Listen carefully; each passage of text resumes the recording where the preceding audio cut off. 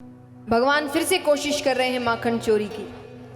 तो भगवान ने दोपहर का ही समय चुना, घर में प्रवेश करते हैं, माखन के कमरे में जाते हैं, हांडी अपनी ओर खींचते हैं, नवनीत निकालते हैं और आज तो भगवान ने भोग भी लगा लिया। अब भगवान को लगा एक बार खा लिया, एक और बार, दूसरी बार भोग लगाने ही वाले हैं कि पीछे से आवाज आती है, कन्हैया कन्हैया कन्हैया। भगवान डर गए। अब भगवान जवाब, चोर स्पष्ट जवाब नहीं देते ना, भगवान जवाब नहीं दे रहे। तो यहां पर यशोदा मैया देख रही है कि ये जवाब नहीं दे रहा, इसको आवाज आ रही है। तो यशोदा मैया ने आकर कहा कि कन्हैया जवाब क्यों नहीं देता, मैं कब से आवाज लगा रही हूं। भगवान कहते, मैया मैं एक बहुत बड़े समस्या के समाधान में लगा हुआ हूं। मैया कहे, समस्या तो बड़े बूढ़न को होवे, तुझे कौन सी समस्या है गई। भगवान कहे, मैया तूने ये जो सोने का कड़ूला धारण कराया है ना, भगवान हाथ में एक सोने का कड़ूला पहनते थे, कि तूने जो सोने का कड़ूला धारण कराया है, इस पर जब सूरज की किरण पड़ती है तो ये तपने लगता है, जलन होने लगती है। तो एक अच्छे वैद्य ने बतायो कि माखन की तासीर ठंडी हो गए। तो मैया मैंने आकर माखन की हांडी में हाथ धर दिया, तुरंत जलन बुझ गई। अब भगवान भूल गए कि भगवान ने भोग भी लगा लिया था। बच्चे खाते कैसे हैं सब। यशोदा मैया कहती, जलन यहां हो रही थी ना, बोले हाँ। बोले माखन यहां कैसे लगा। भगवान फिर सोचने लग गए। भगवान कहते, अरे मैया शरीर तो एक ही है, अब यहां की जलन बुझेगी तो कहीं तो जाएगी। तो यहां की जलन चढ़ते चढ़ते मुखड़े तक पहुंच गई, तो मैंने मुख पर माखन लगा लियो। अब भगवान को लगा खाते हुए भी देख लिया हो, पता नहीं। तो भगवान कहते, पर मुख की जलन उधर तक चली गई। तो मैया मैंने एक बार माखन खा ही लियो।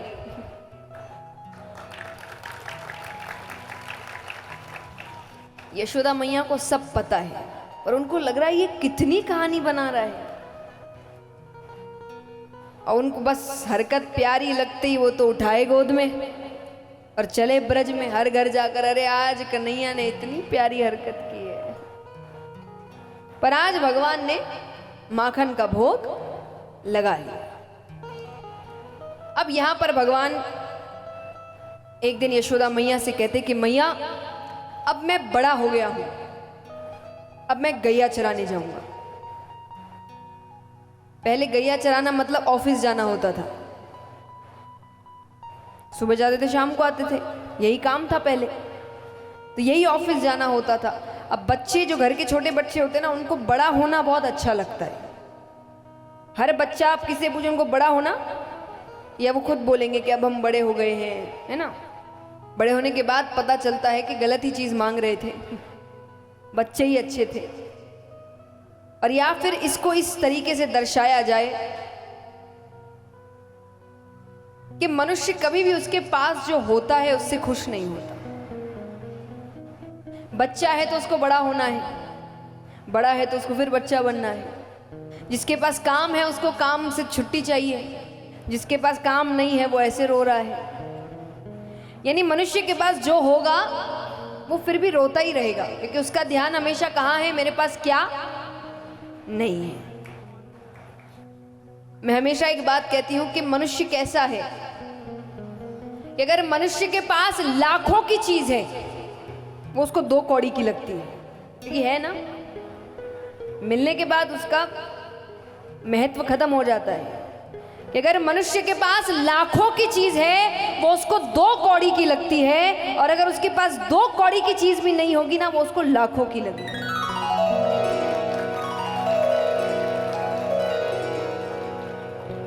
ऐसा है मनुष्य, जो होगा उससे खुश नहीं रहेगा कभी। खुद की खुशी छोड़िए, व्यक्ति आजकल ऐसे उनके पास भरपूर हो फिर भी खुश नहीं है। क्यों? क्योंकि सामने वाले के पास भी है। एक कहानी सुनाती हूँ। एक बार एक व्यक्ति ने भगवान की तपस्या करी तो भगवान प्रसन्न हुए। उसने कहा, भगवान ने कहा क्या वरदान चाहिए?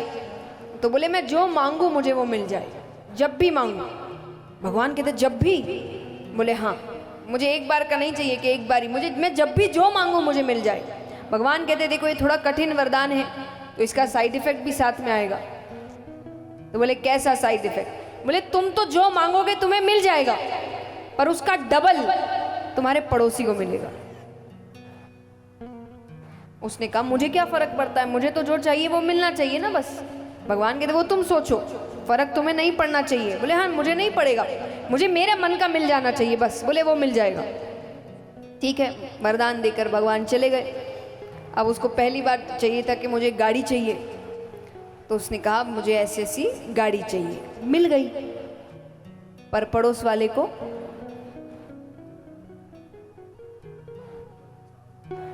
उसने कहा चलो कोई नहीं, मुझे तो मिल गई ना। अब उसको घर चाहिए था तो उसने सोचा मुझे बड़ा सा एक ऐसा बंगला चाहिए, उसको मिल गया। लेकिन पड़ोस वाले को अब उसकी हालत खराब हो रही है। अब ऐसा हो रहा है कि अब उसके अपनी चीजों पर ध्यान नहीं जा रहा। अब उसको लग रहा उसके पास क्यों है। तो अब तीसरी बारी आई, तो तीसरी बार वो कहता है कि भगवान करे मेरी एक आंख फूट जाए।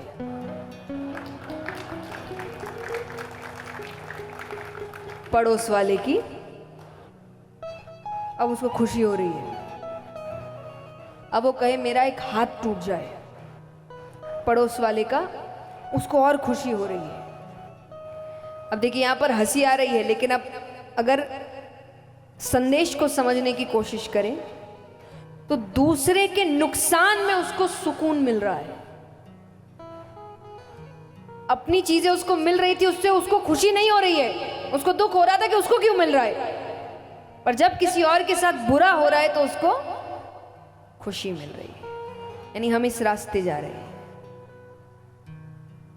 ये समझाने की कोशिश की गई है कि व्यक्ति उसके पास अगर देखने की कोशिश करे, उसके पास बहुत कुछ है पर वो देख नहीं रहा। वो क्या देख रहा है? इसके पास क्या है, उसके पास क्या है, ये मेरे पास क्यों नहीं है। अरे तुम्हारे पास जो है वो औरों के पास भी नहीं होगा, तुम उस पर ध्यान दो ना।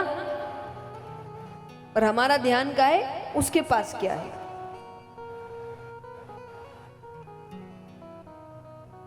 तो इसीलिए मनुष्य के पास जो हो उससे वो कभी भी खुश नहीं होता।